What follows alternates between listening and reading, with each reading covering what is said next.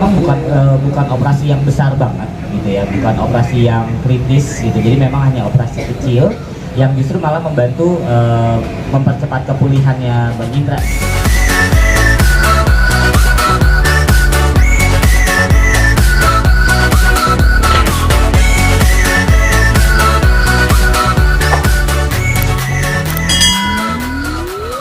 Teman kalian Indra Bekti yang alhamdulillah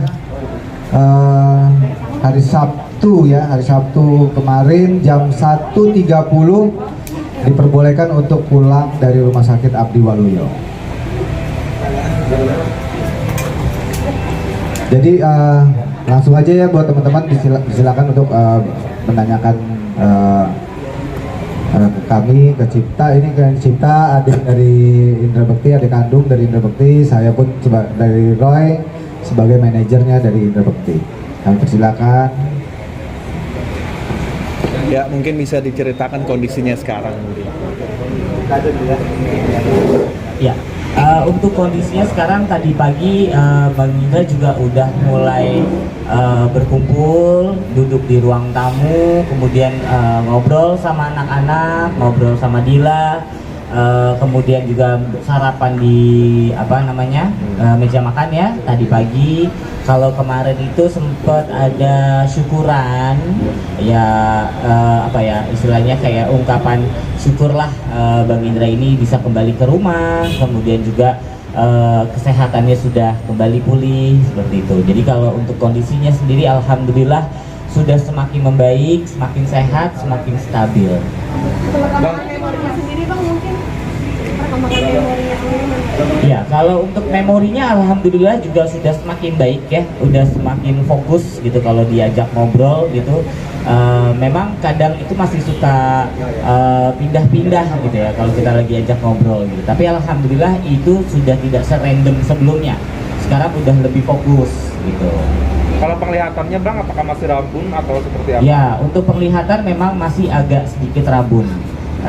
Itu nanti berjalannya waktu, mudah-mudahan itu semakin hilang, karena sekarang pun itu udah jauh lebih baik gitu ya, karena sudah bisa melihat bentuk, membedakan warna, tapi memang secara detailnya itu dia belum kelihatan. Itu yang makanya kalau kelihatan matanya agak kosong karena penglihatannya masih agak kabur. Dia kemarin belajar jalan nih Mas, apakah terapi jalan juga setiap hari dilakukan? Ya, fisioterapi, kalau fisioterapinya itu dia seminggu 3 kali, Senin, Rabu, dan Jumat. Tapi di Selasa, kemudian hari Kamis dan Sabtu itu setiap harinya sama Dila itu dia tetap belajar jalan.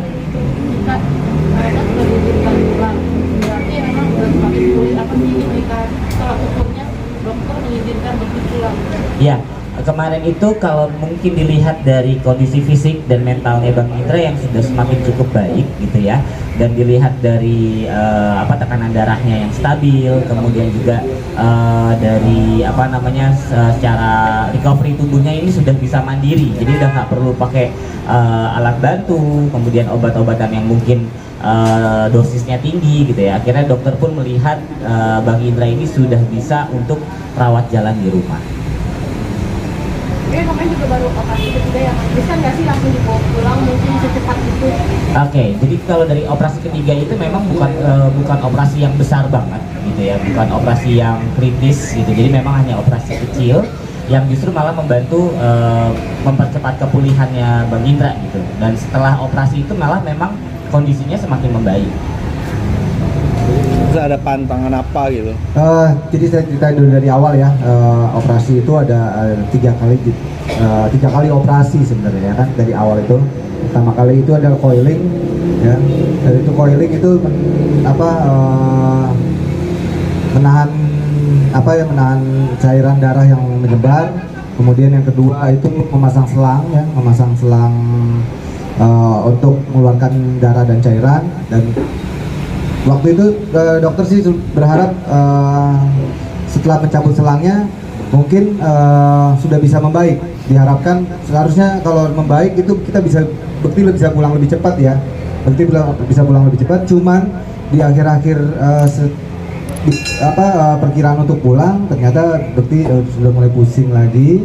ada demam, jadi ada beberapa cairan itu yang mungkin masih tidak tersalurkan untuk meresap. Jadi 10% lah, 10% itu yang masih mengendap di daerah otaknya. Jadi akhirnya ditindak untuk menjadikan sebuah operasi lagi. Jadi ditaruhnya dekat ada selang lagi, tapi selang permanen jadinya. Jadi akan ada seumur hidup, itu selangnya akan ada di tubuh Indra Bekti. Itu yang akhirnya membuat Bekti jadi udah nggak pusing lagi. Terus supaya darah yang terendap tadi yang sekitar 10% itu bisa mengalir meresap ke saluran pembuangan, bisa dari buang air kecil ataupun buang air besar. Jadi seperti itu. Dan akhirnya setelah beberapa hari keluar ruang ICU setelah operasi ketiga, barulah Bekti progresnya baik ya, dan normal lagi ya. Saya juga sempat menanyakan kepada pihak dokter, apakah selang yang permanen ini, yang seumur hidup ini, efeknya seperti apa?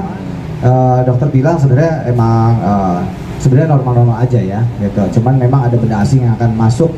Saya tanya dia ini nanti teksnya gimana nih gitu. Dia akhirnya dokter mengumpamakan ini sebagai mobil ya. Semua mobil itu pasti ada maintenance, ada tune up. Jadi memang ada kalanya, berkala itu akan Bekti itu akan seperti check up gitu ya, untuk ngecek namanya ada benda asing, apakah itu cek waktu itu masih baik-baik saja. Nanti akan bisa, siapa tahu mulai ada tersumbat, jadinya akan dibenerin lah sama dokternya gitu. Jadi memang akan berkala, mungkin saya belum tahu, nanti setelah check up berikutnya baru nanti mereka menentukan apakah 6 bulan, per setahun sekali, apa 2 tahun sekali ya. Nanti kita menunggu dari pihak dokter gitu sih.